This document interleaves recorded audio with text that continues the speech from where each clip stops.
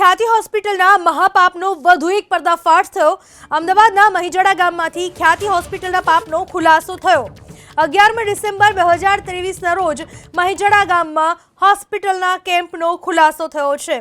મહીજડા ગામના 25 લોકોને એન્જિયોગ્રાફીની સલાહ અપાયાનો ખુલાસો। 25 લોકોને એન્જિયોગ્રાફી માટે હોસ્પિટલ લઈ જવાનો પર્દાફાશ। ડિસેમ્બર 2023માં ઓપરેશન બાદ વૃદ્ધના મોતનો ખુલાસો થયો છે। ખ્યાતિ હોસ્પિટલમાં ઓપરેશન બાદ વૃદ્ધના મોતનો ખુલાસો। નટવરસિંહ ચૌહાણ નામના વૃદ્ધના મોતનો ખુલાસો। હોસ્પિટલમાં મોબાઈલ છીનવી લીધાનો ગામ લોકોનો દાવો છે। ખ્યાતિ હોસ્પિટલના પાપનો ભાંડાફોડ એબીપી અસ્મિતા એક ગામથી કરી રહ્યું છે, ત્યારે આજે અમદાવાદ જિલ્લાના દસક્રોઈ તાલુકાના મહીજડા ગામે પહોંચ્યું છે એબીપી અસ્મિતા। મહીજડા ગામમાંથી અંદાજિત 25 જેટલા લોકોને ખ્યાતિ હોસ્પિટલ લઈ જવામાં આવ્યા હતા અને આ તમામને કહેવામાં આવ્યું હતું કે તેમની નળીઓ બ્લોક છે, એટલે તેમને ઓપરેશન કરાવવું પડશે અને એન્જિયોપ્લાસ્ટી કરાવવી પડશે। પરંતુ એક વ્યક્તિનું કે જેનું ઓપરેશન કરાયું, પહેલું જ ઓપરેશન કર્યું અને એનું મૃત્યુ થયું, એટલે તમામ દર્દીઓ ત્યાંથી ભાગી છૂટ્યા હતા અને ઓપરેશન કરાવવાની ના પાડી દીધી હતી। સૌથી પહેલાં અહીંયા વાત કરશું, એક બા છે, તેમની સાથે ઘટનાક્રમ પણ જાણવાનો પ્રયાસ કરીશું। બા, તમારું નામ શું છે? દેવબેન। દેવબેન, કેમ્પ થયો તો તમે કેમ્પમાં ગયા હતા, તમને શું તકલીફ હતી તો તમે કેમ્પમાં ગયા હતા અને કેમ્પ ક્યાં થયો હતો? આ એક મજરા ગામમાં થયો હતો અને ખાંસી આવતી હતી। ખાંસીના હિસાબે આપણે જવે તો અમને તો ત્યાં બીજા દન ઉપાડ્યા। કેવી રીતે ગયા હતા તમે ત્યાં? ગાડી આવી હતી સ્પેશિયલ લેવા અમને। પીરી ગાડી હતી। કેટલા લોકો લઈ ગયા હતા અહીંથી? 25 માણસ, 25-26 માણસ હતું। પછી ત્યાં શું થયું હતું બા? ત્યાં ગયા નથી અમને તો જઈને નંજીસર મેલ્યા। નંજીસર મેલીને રૂમમાં ખાટલા હાલ દીધા, પછી નાસ્તા હાલ્યા ચપટી અને ત્યાં આગળ હાજર ત્યાં લઈ ગયા। તે ત્યાં આગળ હતી અમને તો લઈ જઈને શું કરીએ જ ખબર નહીં। શું કીધું હતું? કઈ ઓપરેશન કરવાની કેવી કોઈ વાત કરી હતી? હા, કે ઓપરેશન કરવા પડશે, સાતીનું એ હ કે હે અમે ના પાડી દીધું। બળદેવ ભાઈમાં પેલા નટુભાઈ મરી ગયા હતી। અચ્છા, આપ પણ ત્યાં ગયા હતા, આપનું શું નામ છે? મારું નામ નટવરભાઈ કુબેરભાઈ સોનારા। મને પગનો દુખાવો હતો, એટલે દુખાવાની સારવાર માટે અમે ગયા હતા, પણ આ લોકો અમને કે તમારે અહીં પૂરું નિદાન નહીં આવે, તમારે ખ્યાતિ હોસ્પિટલમાં આવવું પડશે। ત્યાં લઈ ગયા પછી અમને રિપોર્ટ કાઢીને પછી અમને તમારે કે આ હૃદયની નસ બનશે, પેલી નસ બનશે એમ કરીને અમને બધું કાર્યવાહી કરીને અમને બહાર નીકળવા જ ના દીધા લોકો અમને। અને પછી આ બળદેવભાઈના પપ્પા ઓફ થઈ ગયા, પછી અમે ગભરાઈ ગયા, તે પછી અમે આવતા રહ્યા। અચ્છા, ઓપરેશનની વાત જ્યારે કરી ત્યારે તમે ના કીધું કે અમારા ઘરનાને જાણ કરવી છે? જાણ કરી હતી? જાણ કરી નથી, પછી મોબાઈલે તમારે એમને એ લોકો અમને લઈ લીધા, પછી ક્યાંથી જાણ કરીએ અમે સાહેબ? અમારા મોબાઈલ એમને લઈ લીધા, પછી અમારે જાણ કઈ રીતે કે એકબીજાને તો મળવા ના દે, ભેરા થવા ના દે। 2-3 જણા પેશન્ટ હોય ખાટલામાં, તો એમની કંઈ મોબાઈલ ના હોય, પછી ક્યાંથી મુલાકાત કરીએ અમે? અચ્છા, તમારા ગામના કેટલા લોકો ગયા હતા અને બધાને એક સાથે રાખ્યા હતા કે અલગ અલગ?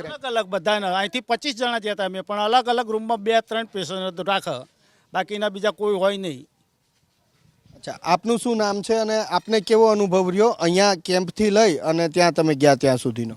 મને મહેશભાઈ છે, મને કેમ્પમાં ગયો પછી મને વધુ તકલીફ થઈ હતી। મને કે તમે નસો બ્લોક થઈ જશે અને તમને કોઈ ઓપરેશન નહીં કરો તો તમને લકવા મારી જશે, કોઈ મગજગાળો થઈ જશે, તો પણ એવી ધમકી ગાડી પણ તો પણ છતાં પેલા અમારા નટુ કાકા ઓફ થઈ જાય, પછી મેં ના પાડી, મેં સાહેબ મારે કશું કરાવવું નહીં, તો છતાં મને આ દવા આપીને દવા ભાન થઈ ગઈ અને લકવા 8 મહિને 10 મહિનાથી હું ખાટલામાં જ પડ્યો છું અત્યારે હાલમાં।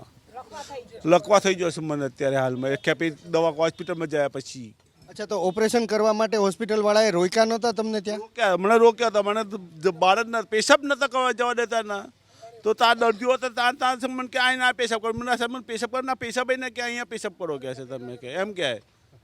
પછી તમે કેવી રીતે નીકળ્યા ત્યાંથી? પછી માણ કે ભાઈ મારા છે ને આ ભાઈ નટુભાઈ ઓફ થઈ જતા, મારા લાકડે જવું પડશે એમ કરી હું બહાર નીકળી કે ભાઈ મારા કાકા થાય છે, મારા કુટુંબમાં મારા કાકા થાય છે, એટલે મારે જવું પડશે એમ કરીને નીકળી ગયો બહાર।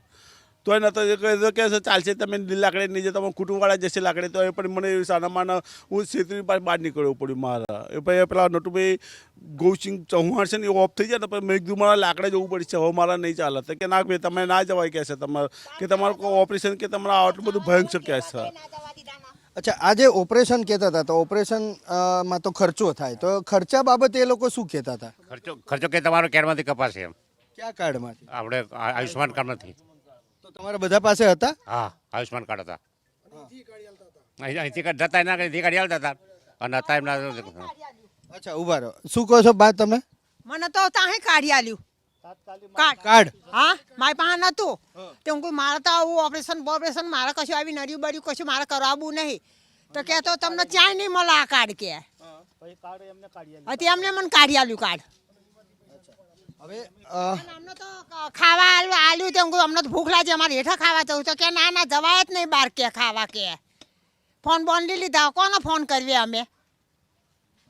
અન્ય એક વ્યક્તિ પણ છે એ પણ ત્યાં ગયા હતા એમની સાથે પણ વાત કરીએ. આપને કેવો અનુભવ રહ્યો? તમને શું તકલીફ હતી તો તમે અહીંયા કેમ્પમાં ગયા હતા? મને શ્વાસ ચડતો એટલે હું જયો તપાસ કરાવવા. એન્જિયોગ્રાફીને કરાવી ને તે મને ધડકણ વધી જાય. મને નટુ કાકા જે હતા એ જ વોર્ડમાં રાખ્યો હતો તે મને અહીંયા જોવાય ના દે એમના પ્લે થવા મળ્યું એટલે. અને હું કીધું ભાઈ મારે કશું ઓપરેશન કરાવવું નથી. તાકે ના તમારે રહેવાનું છે. કીધું મારે નથી રહેવાનું. ફોન એમ નહીં કરે તો ભાઈ ફોન મંગાવ્યો કે મારે ફોન મંગાવો મારે બાબલાને બોલાવો છે તે મને કશું થાય નહીં. ભાઈ રાતે બાબલાને બોલાવ્યો અને રાતે મેં પેલે એની રજા લેવડાવી. કારણ કે નટુ કાકા જેમ ઓફ થઈ જાય એ દોડમાં હું હતો પોતે. અને કે કશું ત્યાંથી લઈ ગયા હતા કશું નહોતું એમને. એટલે ઓપરેશન કર્યું પછી નટુભાઈ જે તમે નામ દો છો એ ગુજરી ગયા કે ઓપરેશન દરમિયાન ગુજરી ગયા? કેવી રીતે? ઓપરેશન કર્યા પછી વોર્ડમાં શિફ્ટ કર્યા. વોર્ડમાં શિફ્ટ કર્યા પછી લગભગ 12-1 વાગે એમનો પેલે થયું. તો ઓપરેશન કેટલા વાગે કર્યું હતું એમનું? ઓપરેશન એમનું 8 સાડા 8 લગભગ 8 વાગે 8 સાડા 8 ઓપરેશન કર્યું અને એમનું મૃત્યુ કેટલા વાગે થયું? એ લગભગ 12-1 વાગે. તો જે નટુભાઈનું ખ્યાતિ હોસ્પિટલની અંદર એન્જિયોપ્લાસ્ટી કર્યા બાદ મૃત્યુ થયું તેમના પુત્ર અહીંયા છે તેમની સાથે પણ વાત કરીએ. બળદેવભાઈ, કેવી રીતના આખી ઘટના હતી? કેવી રીતના તમારા પિતાનું મૃત્યુ થયું? આખી વાત કરો. સર્વપ્રથમ તો પહેલી વખત અહીંયા 10 તારીખે કેમ્પ હતો. બરાબર 10 તારીખે કેમ્પ હતો એટલે મારા ફાધર અહીં ગયા અને પછી કીધું એમને કે મારે આ તકલીફ છે તો કે તમારે અહીં નહીં થાય કેમ્પમાં, તમે ત્યાં આવજો. પછી અમે 11 તારીખે ત્યાં ગયા એટલે એમને છે ને શું કર્યું અહીંયાથી લગભગ ક્યાં એટલે એક્ઝેક્ટ કઈ જગ્યાએ? ત્યાં ખ્યાતિ હોસ્પિટલમાં ગયા. ખ્યાતિ હોસ્પિટલમાં 12:30-2 વાગે લગભગ પહોંચ્યા છું અમે. બરાબર પછી અમે ત્યાં બધાને ત્યાં રાખ્યા અને પછી ત્યાં રાખી અને કીધું કે ચાલો જમી લો તમે જે નાસ્તો હોય એ નાસ્તો એવો અમને કર્યો. પછી એમને ગોળીઓ આપી ગોળીઓ ખાધી લગભગ 5-6 વાગ્યા છે. પછી કે ચાલો એક કરી અને એન્જિયોગ્રાફી કરવાની છે તો બધાની એન્જિયોગ્રાફી કરવા લઈ જાય. એમાં મારા ફાધર પહેલાં હતા